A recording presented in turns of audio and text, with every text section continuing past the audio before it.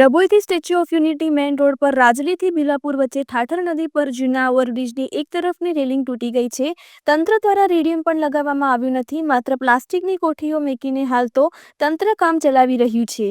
જો મોટી કોઈ દુર્ઘટના થશે તો જવાબદાર કોણ? કે તંત્રના અધિકારીઓ દુર્ઘટનાની રાહ જોઈને બેઠા છે? હાલ તો એવું લાગી રહ્યું છે.